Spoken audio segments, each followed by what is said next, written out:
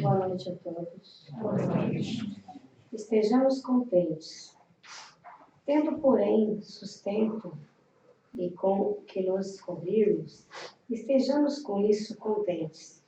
Paulo, 1 Timóteo, capítulo 6, versículo 8. O monopolizador de trigo não poderá abster-se à mesa, senão de algumas fatias de pão, para saciar as exigências de sua fome. O proprietário da fábrica de tecidos não despenderá senão alguns metros de pano para a confecção de um costume destinado a próprio uso. Ninguém deve alimentar-se ou vestir-se pelos padrões da gula e da vaidade, mas sim de conformidade com os princípios que regem a vida em seus fundamentos naturais. Por que esperas o banquete a fim de oferecer algumas migalhas ao companheiro que passa faminto? Por que reclamas o tesouro de moeda na retaguarda para seres útil ao necessitado? A caridade não depende da bolsa. É fonte nascida no coração. É sempre respeitável o desejo de algo possuir no meaneiro para socorro do próximo ou de si mesmo nos dias de borrasca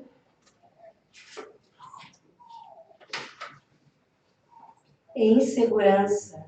Entretanto, é deplorável a subordinação da prática do bem ao cofre recheado.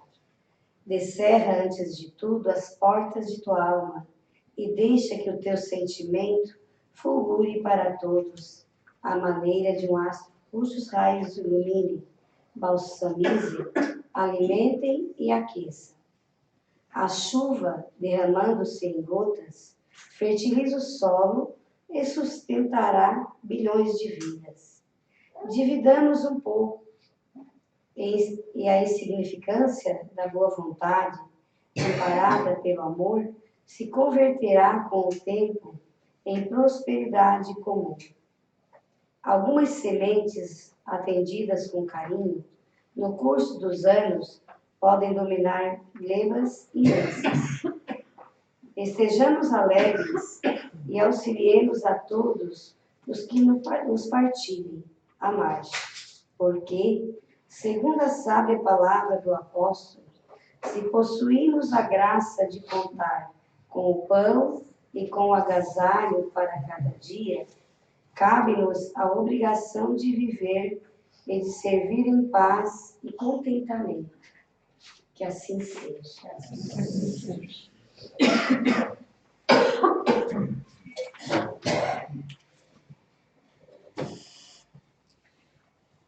Boa noite a todos. Que a paz nos envolva. Nós sempre falamos que a leitura inicial ela serve para que nós nos desliguemos das coisas do dia a dia e nos preparemos para o banquete espiritual que vem a seguir. Enquanto a Maria Lúcia lia, o título dizia: estejamos contentes. E nesta noite, nós estamos contentes. Por quê? Enquanto ela fazia a leitura, eu lembrei que há 10 anos atrás, eu e a Chiquinha estávamos sentados numa mesa igual a essa aqui. A única diferença que nós temos de hoje para 10 anos atrás, nós dois estamos com o cabelo branco, mais branco. Bem branco. Mas era um momento, era um dia em que eu e a Gladys, que nós iniciamos aqui, estávamos preocupados porque estávamos iniciando um trabalho, eu diria que mais é um sonho, talvez até uma loucura, de fundar um centro espírita em Balneário Gaivota. E a gente olha esses 10 anos que passaram, a gente percebe que era um sonho que nós sonhamos e hoje tem mais gente nos ajudando a concretizar esse sonho, porque nós temos os nossos companheiros de trabalho que foram chegando. E este sonho sempre tem um marco do nosso sonho é a companhia da minha querida amiga Chiquinha, que sempre nos acompanha nas datas importantes que nós temos. Foi a fundação do centro, foi depois a inauguração desta parte aqui, foi na inauguração da nossa sala de paz, e agora não podia deixar de estar conosco na comemoração dos nossos 10 anos, porque ela também é responsável por isso aqui. Porque quando a gente passa por dificuldade, a gente precisa do conselho, do ombro amigo para chorar as nossas dores e pedir um apoio para continuar na caminhada. Lá está a Chiquinha. E nesta noite não poderia ser diferente. No dia 18 nós completamos 10 anos e hoje ela está conosco aqui para nos trazer a sua palavra de conforto, de estímulo e esclarecimento a respeito da doutrina espírita. Então, com vocês. Você fez o Pai Nosso, Guri? Então, vamos agora, depois desta introdução, agradecer a Deus, que é a causa primária, a Jesus, o Divino Mestre, um agradecimento especial a nosso mestre, Allan Kardec, a quem nós homenageamos com o nome do nosso centro, e um agradecimento também especial aos mentores do nosso Centro Espírita Allan Kardec, que pelas informações que nós temos, isto aqui é um iceberg invertido.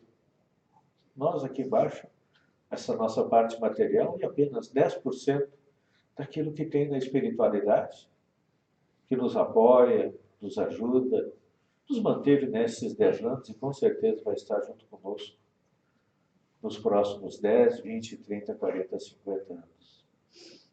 E pedindo que todos eles nos amparem nesta noite e que nos alarguem a capacidade de compreensão para que possamos aí compreender tudo aquilo que a Chiquinha preparou com tanto amor, com tanto carinho, nós fizemos. Pai nosso que está no céu, santificado seja teu nome. Venha a nós teu reino, seja feita a tua vontade, assim na terra como no céu. O pão nosso de cada dia nos dá hoje, o pão do corpo, mas principalmente o pão do espírito. Perdoa as nossas dívidas, à medida que perdoamos aqueles que nos devem, e não nos deixa cair na tentação, mas livra-nos do mal, que assim seja. E agora sim, com vocês, a Chiquinha. Obrigada. Foi elegante? Nós tínhamos como francesa. Prezados irmãos, boa noite a todos. Nós estávamos conversando, o Feijão e eu, a casa está naturalmente, profundamente enfeitada de corpos e de almas. Aqueles que têm vivência podem ver o mundo espiritual aqui ao lado de cada um de nós. Como para eles os espaços são diferenciados, cada um de nós pode estar com um tipo de acompanhante. Então a responsabilidade perante vocês é grande, para não se dizer coisa que não tenha sentido, que faça com que vocês lá fora vão começar a conjecturar por que ela disse aquilo, ou ele quer que esteja fazendo uso da palavra. Mas a responsabilidade maior, muito maior, é diante do mundo espiritual. Porque uma vez nós estávamos fazendo o nosso trabalho mediúnico lá no Ceará de Jesus, e aí uma das companheiras, quando chegou na hora de a gente fazer os comentários, quando terminou o trabalho, ela disse assim: Chiquinha, enquanto tu estavas treinando, havia alto-falantes, e era uma coisa tão absurda, assim, lá do outro lado, que tu não tinhas, assim, noção de distância, porque tudo estava aberto, e a gente não tinha parâmetros, não tinha distância, não tinha nada que impedisse. Só aqueles alto-falantes e a espiritualidade lá ouvindo. Eu me lembrei que um dia o Divaldo Pereira Franco, ele tinha um seminário para fazer, e os espiritinhos inferiores lá resolveram impediram que o Divaldo fosse realizar o tal de seminário. Isso é Sueli Caldas Schubert que conta. Eles queriam impedir que ele fosse realizar o tal de seminário e tal, conseguiram dar uma batida lá no carro, o Divaldo quebrou as costelas, machucou aqui e ali, mas de repente alguém consertou um pouco do Divaldo, ele todo machucado, todo dolorido, chegou lá e foi fazer o seminário dele. Aí esse espírito, ele conta, porque ele chegou à noite, a Sueli Caldas Schubert tinha trabalho mediúnico, e ele apareceu exatamente nesse trabalho mediúnico. E ele disse, eu estava lá. E explicou tudo direitinho, que ele estava lá para ajudar. Não queria matar, só queria impedir que o Divaldo fizesse o trabalho dele, aquele seminário.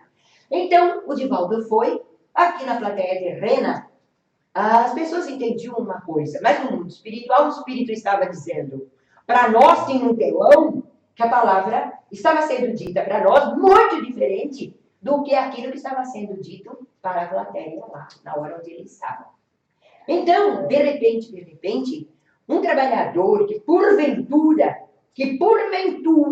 ele se acha bom, quando ele tem a facilidade da palavra, quando ele é muito inteligente, quando ele é muito capaz, e que ele acha que ele vai chegar, que a plateia vai ficar entusiasmada, como fala.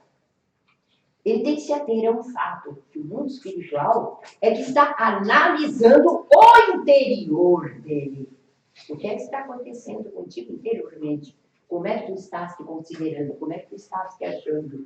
Tu estás na condição de um trabalhador? Tu estás se esforçando por ser verdadeiramente alguém que passe uma palavra que vale a pena, que as pessoas, de repente alguém se flagra, eu não tinha pensado nisto, ou tu estás assim, querendo te exibir, achar que tu és o bom? A espiritualidade está tomando conta de nós. Eis porque eu me valho de Emmanuel. Porque a maior parte de vocês pode ter lido há 2000 anos. E eu me ative só um trechinho do há 2000 anos. Eu estou com Paulo Estevão, há 2000 anos, Memórias de um Suicida, e ainda tem um parto. Aí eu olho para o Paulo Estevão, eu digo, meu Deus, eu vou levar 3 meses para ler tudo isso, eu não posso ficar debruçada sobre o livro. Boto o livro lá. Aí eu olho Memórias de um Suicida, meu Deus, 400 e tantas páginas. E aí, o incrível, o fantástico e o extraordinário de 2000 anos é que eu li aquela parte e aí eu não senti vontade de continuar. Eu li a parte em que o Emmanuel recebeu a visita de Jesus.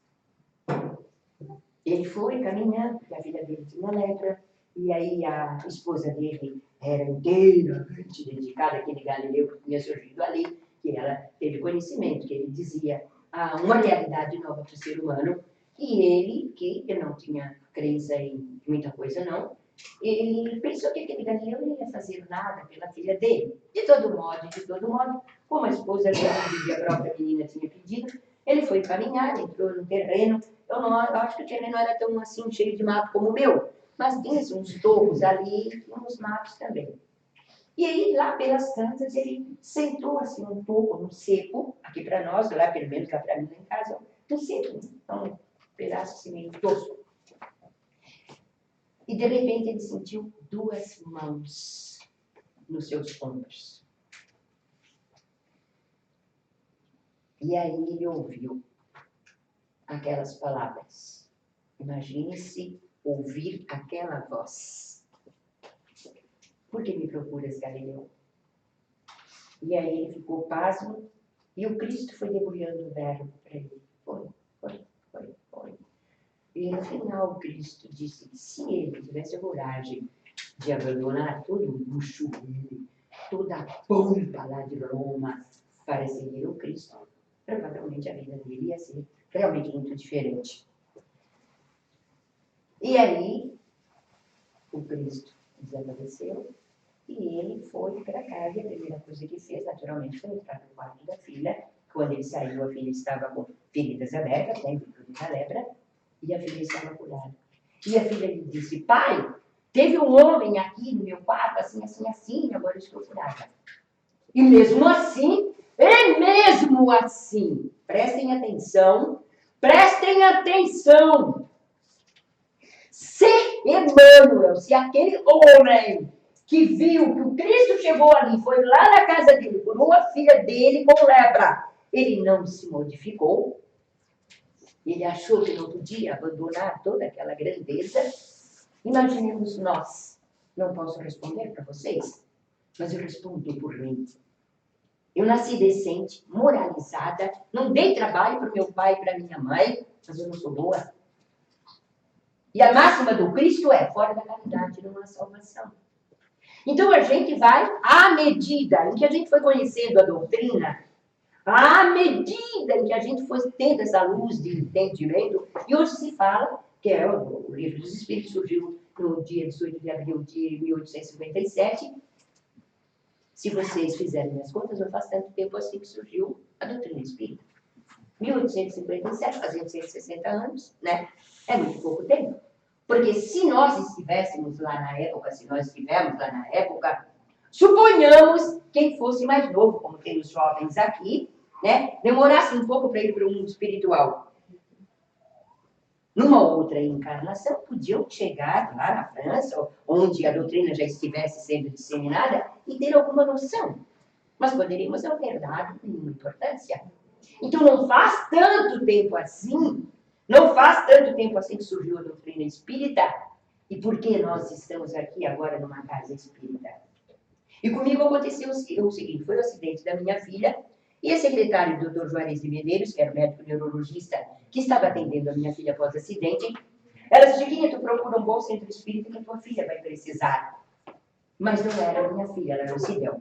Éramos eu e o Walter Ney, que o Walter Ney, vocês, de certo, muitos de vocês conhecem, porque ele correu todo o estado de Santa Catarina, uma grande parte do Rio Grande do Sul e outros lugares, porque ele tem melhores condições de palavra, ele é muito convidado, e eu sou uma mulherzinha, pobre, aí dou um incômodo para aqueles que têm que levar em casa, então ele diz assim, dona Chiquinha, a gente gostaria de convidá-la, né? A gente já tem que levar em casa. Agora tem um amigo aí que de vez em quando se prontifica, ele vai levar em casa, né? Mas a filha vai me levar. Aí eu sou incômodo, assim, para as pessoas. Então, né? O Valtteri vai e vem por conta dele, então, e também tem muito mais capacidade de palavra. E o Valtteri está lá e eu também. E aí, tem uma coisa que eu considero importantíssima, não apenas o grupo de estudos, é uma coisa maravilhosa. Mas o bom é quando você está sozinho com um livro, só você, que você vai poder avaliar palavra por palavra. E você vai voltar atrás. Os meus livros são uma indecência, uma imoralidade. Eu risco tudo. Brigo com o autor, brigo com aquele outro lá, meu Deus! Quando eu leio André Luiz, eu digo, Hilário, amado, querido, você perguntou tudo o que eu queria perguntar, Hilário. E eles olham para o Hilário assim, certo, né? E o Hilário é pequeno, tipo Francisca, assim. E quando o André Luiz fazia as perguntas dele, era aquela sabedoria, aquele poder. E aí eu boto ali, Hilário, querido, você disse tudo o que eu queria dizer. E aí eu faço isso nos meus livros. Todos os meus livros são profundamente arriscados. Aí eu digo assim, eu compro, porque sendo meu, eu tenho o direito de arriscar. E se é do outro, né, não posso mexer em nada. E aí eu vou avaliando. Por isso, é muito bom a gente ter os próprios livros. Só que depois, quando eu partilho com muitos espirituais, vão dizer assim, agora, o que a gente vai aproveitar disso? Ela arriscou tudo. Né? Mas eu tenho quase toda a coleção do André Luiz. Eu devo ter uns 30 livros do Emmanuel. E eu não posso passar sem o Emmanuel. Eu digo um mundo de desaforos para ele, brigo com ele, mas eu não posso passar sem. Porque ele tem o cuidado de nos chamar a atenção, e às vezes com uma certa dureza, mas equivale a dizer, não faças o que eu fiz. Não percas a oportunidade que eu perdi. Porque de repente tu vai sofrer muito mais. Porque ele conta, né, Feijãozinho, lá há 2000 anos, o que ele passou após o encontro que ele teve com Cristo. As dores, os horrores, as encarnações posteriores de dores e tudo. Então, eu acho que chegar numa casa espírita, tomar conhecimento da doutrina, tem muita gente. Teve uma senhora que ela ficou conosco 20 anos no Seara de Jesus, e ela está agora lá naquela igreja do Bispo Baicedo. da Igreja Universal. Eu digo mais cedo porque ele é mais rápido, né? Então,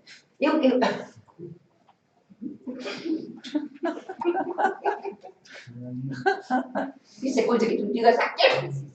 Então, quando você vai estar adentrando no âmago da doutrina espírita, né? Quando você lê o livro dos Espíritos, de vez em quando a gente tem vontade de desistir. Não é possível. É demais, meu Deus do céu. É demais. Eles pedem que a gente seja santo. Não é o Cristo não diz perdoar 70 vezes, 7 vezes? Vocês sabem quanto dá para quem entende de matemática? 28 milhões e não sei o que de vezes. Se é 70 vezes, 7 vezes. Então, eu digo assim, mas não é possível. Aí vem uma doutrina espírita, e eu vou ver se eu consigo passar alguma coisa para vocês. Melhor eu ler sem nomes.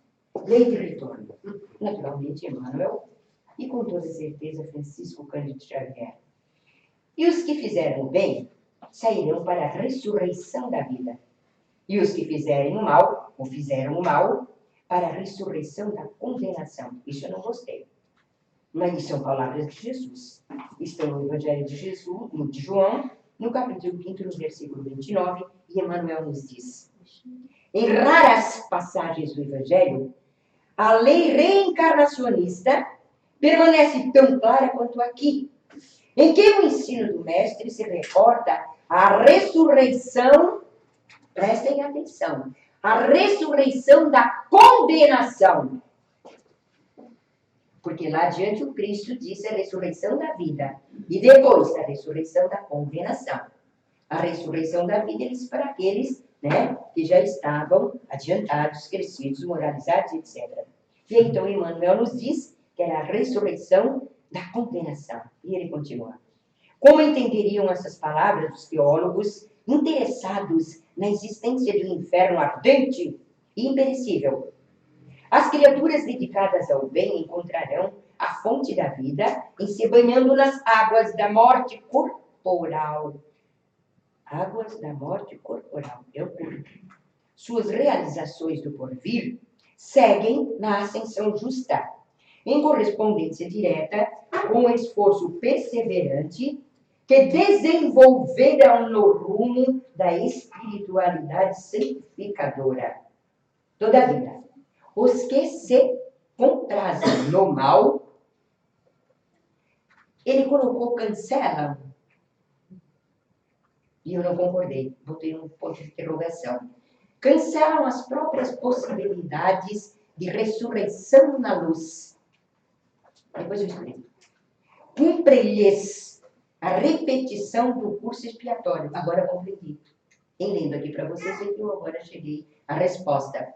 Cancelam naquela encarnação, naquele tempo, a pessoa, mas depois tem a possibilidade da repetição. Por isso que ele disse que a lei de retorno é a volta à lição ou ao remédio. Não lhe surge diferente alternativa. A lei de retorno, pois, está contida amplamente nessa síntese de Jesus. Ressurreição é ressurgimento. É o sentido de renovação, e o sentido de renovação não se compadece com a teoria das penas eternas. Nas sentenças sumárias e definitivas, não há recurso salvador. Através da referência do Mestre, contudo, observamos que a providência divina é muito mais rica e magnânima que parece. Haverá ressurreição para todos apenas com a diferença de que os bons terão em vida nova e os maus em nova condenação. Em nova condenação, decorrente da criação reprovável deles mesmos. Aí a Francisca Metida, né, que tem a ousadia de brigar com o Emmanuel, eu botei assim. Mas a reencarnação, mesmo com dores e lágrimas, apesar do aprendizado, ainda produz alegria em muitos dias de nossas vidas. Alegria, gratidão, satisfação. Volta-se ao plano terreno, não para a condenação, mas para o aprendizado e a mudança para melhor. Então, condenação, naturalmente, o Emmanuel nos diz, porque muitos se rebelam, se revoltam com o sofrimento.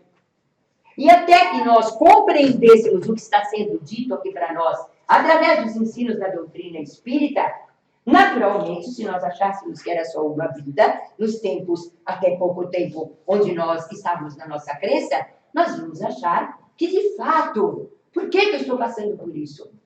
Por que eu estou sofrendo isso? Aí, um casal jovem, ela era Heloísa e ele não era Abelardo, a história do Abelardo e Heloísa. Ela que era Heloísa. E ele tinha outro nome, um casal jovem, bonito. Aí, quando ela disse que era Heloísa, eu disse, é Heloísa e Abelardo? Aquela da história, assim, assim, assim. Eles ficaram assim porque não sabiam da história. Mas, como eles eram a testemunha de Jeová, aí eu perguntei para eles se eles podiam me responder por que uma criança nasce com câncer. Por que uma criança nasce surda, muda, cega, etc, etc, e apenas uma Helen Keller que deu o exemplo que deu de ser surda, cega e muda, e foi quem foi. Um espírito superior que veio mostrar para a gente que aqui, no lugar de dificuldade, o ser humano encontra quem o auxilie, como ela encontrou antes o Ivan, e nós outros encontramos sempre alguém que nos auxilie a sair da situação difícil em que nós nos encontramos. Porém, nós estamos sabendo isso através da doutrina espírita. Eu diria que o livro dos Espíritos, se alguém se debruçar sobre o livro dos médiuns, se alguém se debruçar sobre o livro dos médiuns, ele vai ter um compêndio de entendimento, de compreensão da vida e do viver. Porque ele vai saber, em determinados momentos, ele parecia que estava tão bem, de repente uma moleza, de repente uma situação que ele não pode explicar. Muitas vezes são os espíritos inferiores tentando nos derrubar, e muitas vezes nos derrubam-se em virtude das nossas fraquezas aqui no plano terreno, e aí eles vão tentando, devagarinho, devagarinho, devagarinho. Então, a lei do retorno é para aqueles de nós que nós ainda temos nossas contas a pagar. E também não poderia ser diferente, se não houvesse reencarnação, como é que nós poderíamos aceitar as palavras de Jesus? Perdoa incondicionalmente. Como nós poderíamos aceitar esses ditames do Cristo quando alguém nos ofende gravemente e nós pequenos, sem conhecimento, sem nada, magoados e tudo? Como é que nós, pura e simplesmente, vamos fazer o que o Cristo disse sem ter conhecimento? Sem passar por tudo isso. No livro dos Espíritos, quando chega naquela parte da conclusão, eu, Francisca, chorei muito. Muito, muito. Ele fala das penas, né? E ele fala dos gozos da vida, lá na parte final, na conclusão. E aí a gente vai vendo que a razão da pena a palavra diz razão. Ela tem um motivo para acontecer conosco, porque nós ainda estamos atrasados. Porque nós ainda estamos... Vocês estão ouvindo falar agora nesse tal de baleia azul, não é? Todo mundo que tem internet, WhatsApp, Zaput, etc., sabe de tudo isso aí. A Francisca não sabe de nada disso, porque não tem nada disso, né? Mas aí a Francisca ouve pelos parentes dela, e todos vocês, eu sei que vocês vivem nesses aparelhos. Eu não. Então, uma menina de 10 anos, chegou e disse assim, mãe, eu não poderia ter uma coisa diferente? 10 anos. Mas já lidam com toda essa parafernália. E aí a mãe foi ver que era a situação da baleia azul, e a mãe foi procurar recurso, porque já tinha ouvido falar e tal e tal. Mas tantas e tantas outras crianças não querem nem saber. Entram no jogo e acontece tudo isso que a gente está ouvindo acontecer. Aí muitas pessoas já disseram que é porque os pais não atendem os filhos, porque os pais não têm tempo para cuidarem dos filhos, porque trabalham muito, e porque etc, etc, etc, etc. Eu digo para vocês que ninguém dá o que não tem. Ninguém dá o que não tem. Se eu não estou preparado para ser um bom pai, uma boa mãe, para ter uma percepção na hora que meu filho está triste, na hora que ele me responde mais duramente, por que isso está acontecendo? Se eu não estou preparado, e se eu sou uma criatura de pouco entendimento e que não cheguei nem perto de tudo isso aí, né? Então eu sou capaz de agir brutamente, estupidamente com o meu filho, ao invés de auxiliá-lo, ao invés de chamá-lo para uma conversação, para mostrar, quem sabe, assim. Um dia, eu dei uma tremenda surra no meu filho Vladimir, porque o carro ia passando a toda e se atirou lá na estrada. E por um triz, o motorista ficou bravo, ficou atentado, porque quase pegou o Vladimir. A gente não iria chorar uma barbaridade se o motorista tivesse, matado. Ele foi o culpado, ele se atirou lá. Dei uma surra nele, mas daquela. Eu disse, agora tu sabes que tu não tens o direito de te atirar na estrada assim, porque o motorista não era culpado. E tu podias ter morrido. Nunca mais ele fez aquilo. Em contrapartida, em outro dia, eu disse, mas ele olhar que matasse o filho da vizinha. Matei e mato de novo, mãe. Se ele passar aqui para o nosso cercado, eu mato de novo. Aí eu não fiz nada. Porque ele achou que a vizinha não estava cuidando do pintinho dela. Não fiz, Porque ele disse que mata, e matou e matava de novo se o pinto voltasse para ali para o nosso cercado. Então, tem coisa que a gente às vezes cai em si e até ajuda. Tem outra que a gente está tão ainda mais quando a pessoa é pobre de bens materiais e de bens de entendimento, de compreensão. Aí está correndo pelo pão nosso de cada dia e muitos estão correndo pelo excesso. Muitos trabalham tanto, fazem extra, não que eles não tenham o necessário dentro de casa. É porque sempre tem necessidade de mais. A minha neta trabalha com uma arquiteta lá em Criciúma, e ela disse que uma senhora foi fazer a reforma do apartamento e um lustre custava 27 mil reais. Um lustrezinho. E um outro casal, só o chão do apartamento, o piso do apartamento foi 270 mil. Se eles me dessem 7 mil, eu acho que vou fazer uma opção de coisa na minha casa que está caindo, telhado, outras coisas. Então, quer dizer, e aí, hoje, ainda aconteceu uma coisa interessante. Eu fui no mercado Angelone comprar as necessidades, que ela é fiado por muito tempo. E aí, e é verdade, amada, Dona Chiquinha, no prazo, querida, quanto maior o prazo, melhor. Eu sempre pago direitinho, mas maior o prazo. De repente, um homenzinho magro, assim, com um chapéuzinho, parece meio combalido. Eu conheço a senhora. No que eu olhei para ele, disse, você não é o Luiz? Eu sou o Luiz, sim, que ele trabalhava numa farmácia. Ele trabalhava de empregado. O que me marcou profundamente nesse Luiz, que ele me atendia muito bem, é que ele foi num encontro lá em Brasília, e quando ele voltou, ele disse assim, Dona Chiquinha, cheguei em casa, botei os anticoncepcionais da minha mulher todos fora, isso nunca mais toma isso. Porque lá eles mostraram as consequências dos anticoncepcionais.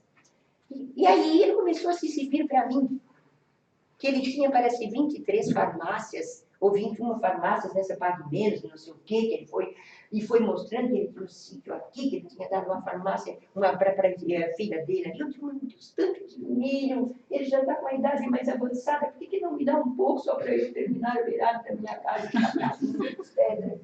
Mas então é assim, às vezes uns têm muitos e os outros não têm. Com toda a necessidade que você possa ter, então você vê que tem criança que nem está passando fome. Tem criança que não tem a roupinha para vestir. Até lá no hospital, no próprio hospital que eles têm, o berçário lá, a menina do hospital me pediu se eu não podia arranjar um enxovalzinho para ela.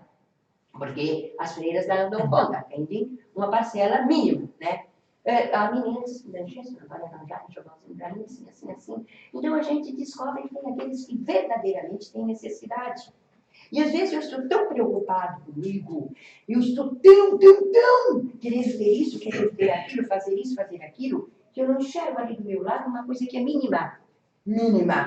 E que muitas vezes aquela coisa mínima pode me auxiliar sobremaneira, porque vai abrindo a mente. Mas por que a gente já está um pouco mais acordado, um pouco mais consciente? Porque a gente foi dando olhos para essa coletânea, porque lá no céu e no inferno, eu não esqueço hipótese alguma, nos espíritos felizes, a mulher que esteve na França, que era rica, que era extraordinária, ela era tão boa, que ela, quando terminava as funções de grande madame da sociedade parisiense, ela ia atender a pobreza. Pegava um carro lá, um coche, que naquele tempo era o que se usava, e botava víveres e ia atender a pobreza. Então, estava lá, citada por Allan Kardec como espírito feliz, porque era um espírito que já estava acordado, um espírito que já estava consciente. Nós outros, a maior parte de nós, não estou querendo desfazer de ninguém, mas sem esse conhecimento ele vai alentando, que vá abrindo a nossa mente, essa lei de retorno, que Emmanuel nos diz ali, ela pode ser ainda profundamente difícil de ser vivida. Porque à medida que a aprovação vai se fazendo em nós podemos ter vontade. Porque de repente a pessoa diz assim, mas eu sou trabalhador, eu sou decente, eu sou isso, aquilo. Por que isso veio acontecer comigo? Aí quando você tem conhecimento, você sabe que houve um tempo em que você cometeu erros gravíssimos, erros hediondos. Então chega aquele tempo que você vai ter de sofrer, você vai ter de pagar. Aí eu não sei se Feijãozinho se recorda, que também não sei se foi no mundo maior, que 2 jovenzinhos lá no mundo espiritual estavam se queixando que eles já estavam há muito tempo trabalhando naquele setor onde eles estavam, a gente já fez tanto, e a gente não tem promoção. Lá também a gente deseja promoção, agora eu cheguei à conclusão. Agora não, quando eles disseram, se queixaram, tá, vocês aí também querem ser promovidos, né? Engraçadinhos, onde é que está a humildade? E aí, nisso, um espírito se apresenta para eles e disse, nós vamos dizer por que vocês ainda não foram promovidos. Aí, abriram os olhos dos mocinhos lá para uma vida anterior, em que eles jogaram um frade lá numa birambeira para eles ocuparem o lugar do frade, né? Eles queriam ocupar o lugar. Foram 2, eu não sei porquê, o frade parece que era só um. Mas eles 2 estavam no crime. Então, o que foi tratado lá no mundo espiritual? Eles voltariam ao plano terreno, e parece que a maior parte só volta para o Brasil, né?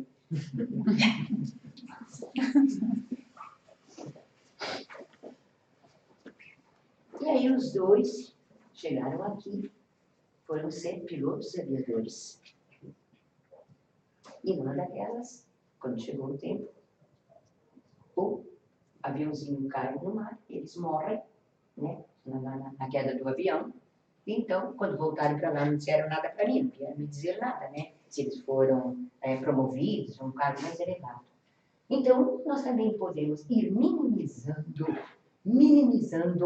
os nossos males anteriores, procurando, abordando para o outro, para a vida do outro. Onde é que eu posso auxiliar? O que eu posso fazer? Eu trabalho o dia todo, quando eu chego em casa eu estou cansado, etc. Eu tenho uma família para dar conta, é uma coisa. Mas a pessoa, se às vezes o trabalho não exige tanto. Então, dá uma chance para aquela pessoa se ocupar com alguém, conversar um pouquinho, dar um pouquinho de atenção. Disse uma mulher para mim, Chiquinha, não tem um conselho que tu me deste que não seja aproveitável para mim, que eu não tenha aproveitado. Mas tu és uma fera. Tu sempre me cobra com muita dureza. E eu te adoro, porque tudo que tu disseste tem sentido para mim. Aí, à luz da doutrina, a Francisca pensou, eu precisava dizer o que eu disse para ela, já que ela disse que aproveitava com dureza.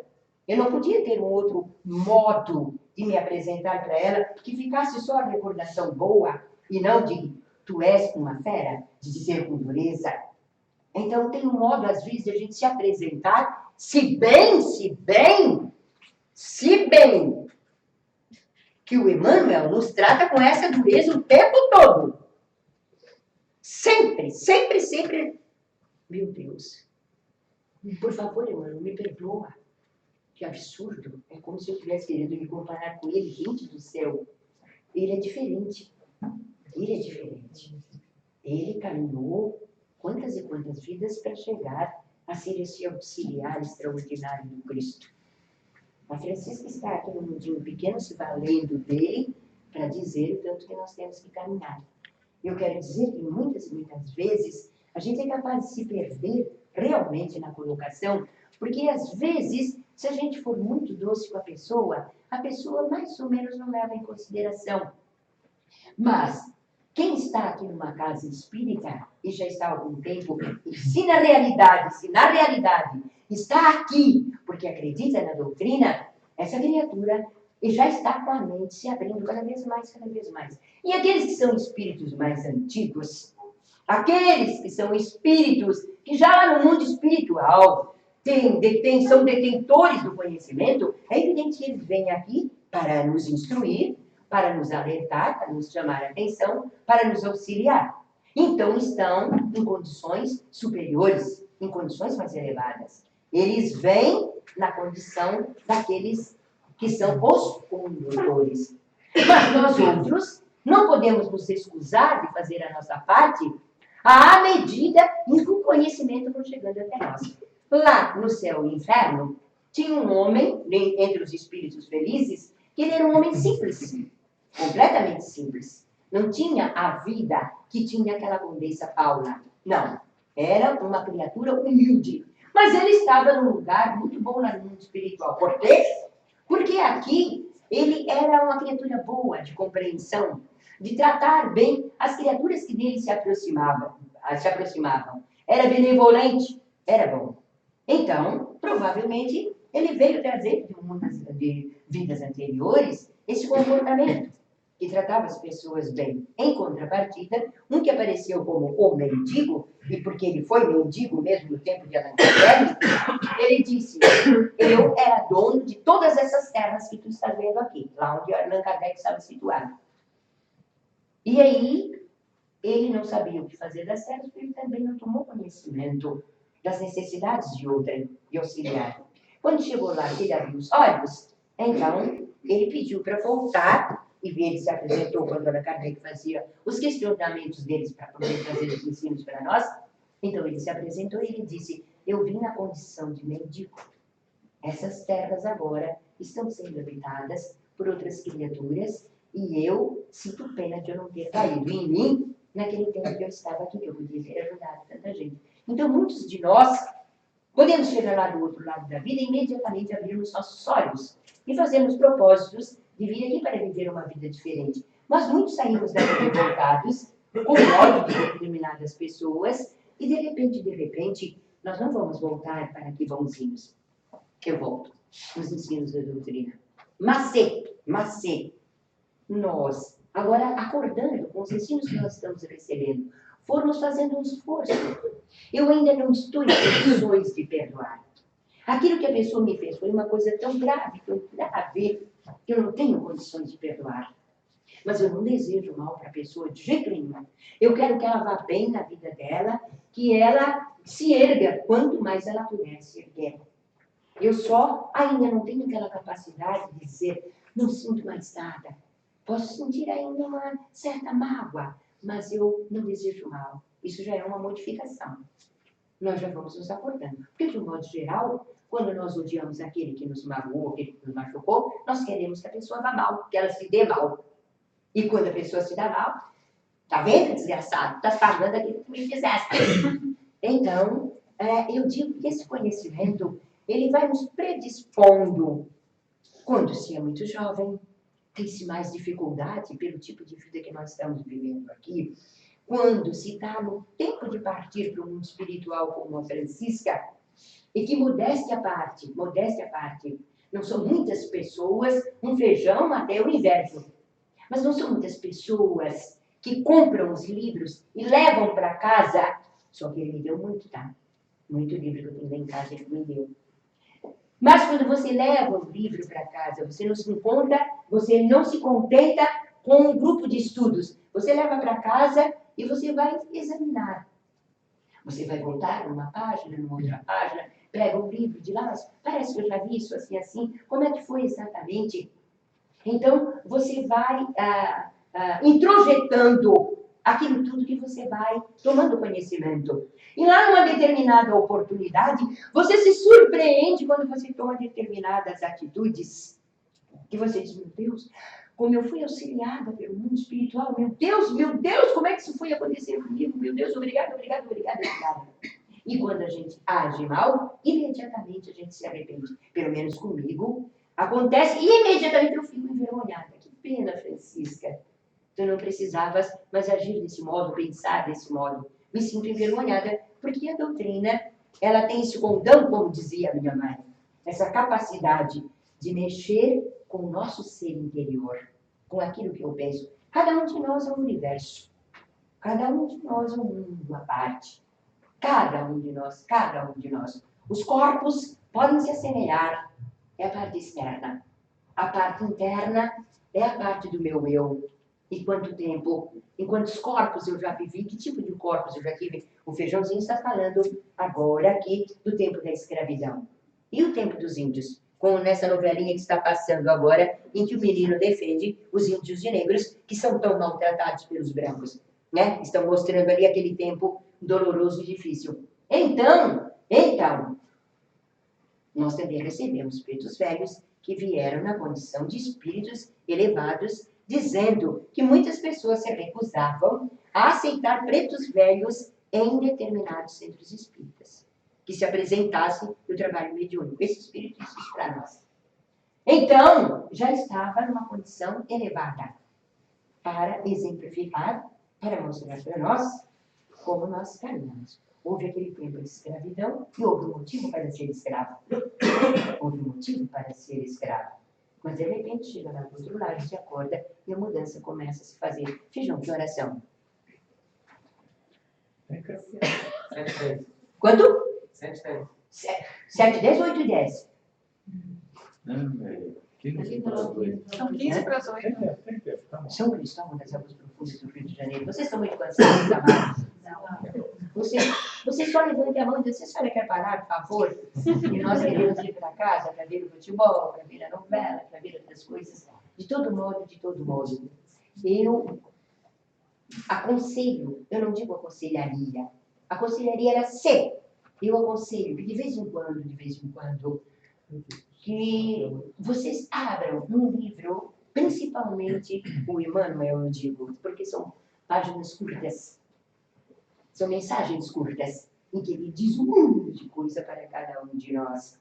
E se houver algum pouquinho de tempo a mais, um pouquinho, quem sabe eu vou abdicar disso que eu queria tanto fazer agora, só para ver, e vou ler determinada coisa, como já aconteceu. Não é que eu queira servir de exemplo, eu estou dizendo que pode acontecer. Às vezes a gente deixar alguma coisa que a gente queria tanto aquilo ali, e depois a gente se surpreender com a diferença que acontece na vida da gente por causa daquele pingo, daquela migalha de tempo que a gente se ocupou com uma mensagem. Coisa, às vezes pouca coisa. Às vezes a gente até, no gostar, continua, né? Vai adiante num determinado livro. Ou então a mensagem que é curta, e a diferença que faz. Quando eu quero voltar para aquilo ali, já não tem a mesma importância. Eu já estou olhando com um olhar diferenciado. Isso é doutrina espírita. Isso não é o livro dos Espíritos que está sendo festejado agora, porque o livro dos Espíritos, ele começou a ser festejado do tempo em que ele foi editado e foi conhecido por alguém que estava numa ponte para se suicidar e pegou o livro que estava lá para ir fora e se transformou e escreveu a carta que escreveu para Allan Kardec. Não.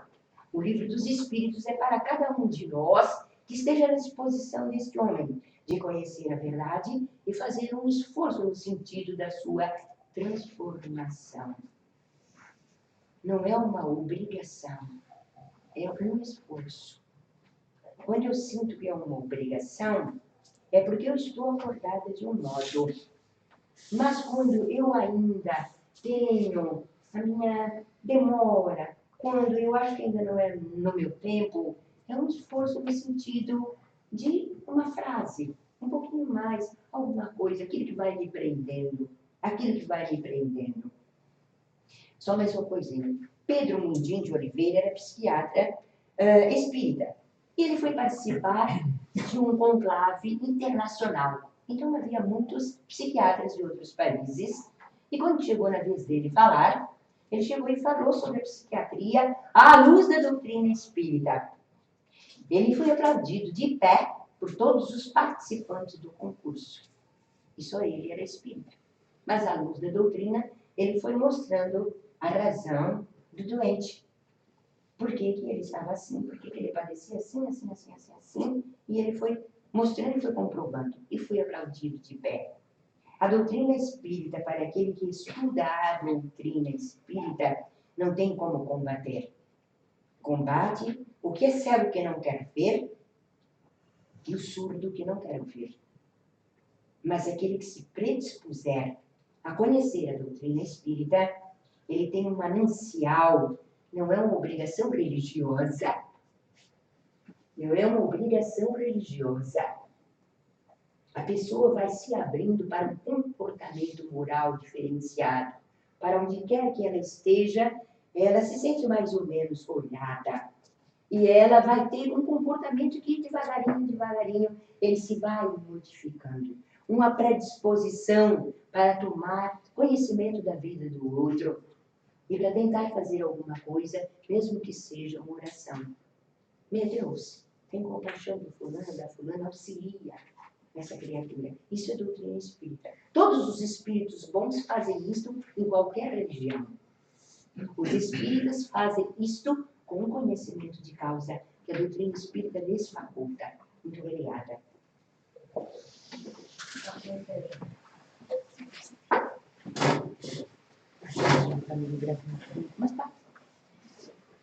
Quando a Chiquinha estava falando agora a respeito, não só do livro dos Espíritos, mas dos demais livros da doutrina, essa semana eu li uma reportagem interessante que dizia que o homem tem dificuldade em pensar no futuro. Então, esta dificuldade que nós temos de pensar no futuro, ela pode ser muito bem combatida com a leitura e a prática dos livros da doutrina espírita, que vão criar para nós um futuro melhor. É importante a gente abdicar do hoje e lembrar que hoje nós estamos construindo o nosso futuro. Vamos todos nós agora, já agradecidos as palavras da nossa companheira, da nossa amiga, da nossa colega de trabalho, da doutrina espírita, fazer a nossa oração. Mas, enquanto estivermos orando, neste mês de aniversário, nós temos o passe coletivo, que é um momento em que nós recebemos diretamente da espiritualidade, junto de cada um de nós está postado um dos nossos trabalhadores da parte espiritual, nos dando a energia que precisamos para curar. A gente sempre pensa em curar os males do corpo e esquece que os males do corpo são uma decorrência dos males do nosso espírito. O orgulho, o egoísmo são as nossas maiores chagas. Então vamos pedir à espiritualidade neste momento que venham até nós as energias que nos ajudem a combater em nós o orgulho, o egoísmo, e que façam de nós pessoas melhores, que compreendem melhor os ensinamentos da doutrina espírita, que é: nós temos como Deus a causa primária, a inteligência suprema, para que possamos compreender que nós, como espíritos, somos eternos e imortais, e que a reencarnação é uma bênção que vai nos permitir que no futuro possamos encarnar em mundos melhores e que também nos dá todo este conhecimento através da mediunidade. Lembrando que no capítulo 2 do Evangelho segundo o Espiritismo, Jesus vem nos mostrar que a verdadeira vida é a vida futura. Então, vamos neste momento pedir a Deus, a Jesus, a espiritualidade amiga, que recebamos as energias. E assim nós dizemos: Pai nosso que está no céu, santificado seja o teu nome. Venha a nós o teu reino. Seja feita a tua vontade, assim na terra como no céu. O pão nosso de cada dia nos dá hoje, o pão do corpo, mas principalmente o pão do espírito. Perdoa as nossas dívidas, à medida que fomos perdoando aqueles que nos devem, e não nos deixa cair na tentação, mas livra-nos do mal. E assim seja. E assim nós agradecemos a todos a presença, a ajuda, o apoio. Agradecemos também aos nossos trabalhadores. Estou vendo aqui a nossa querida amiga Ica, que é uma das trabalhadoras do verão, como nós chamamos. São espíritas que moram em outras cidades e quando vêm a Balneário Gaivota, se sumam a nós para difundir a nossa doutrina espírita. E assim, nós agradecemos a todos os nossos trabalhadores também, que nos permitiram chegar nesses 10 anos e vamos trabalhar juntos para chegar nos 20, 40, 50, 100 anos. E quando a gente deixar o lado de cá, que não falta muito, vamos tentar continuar trabalhando no lado de lá. Que a paz envolva a todos.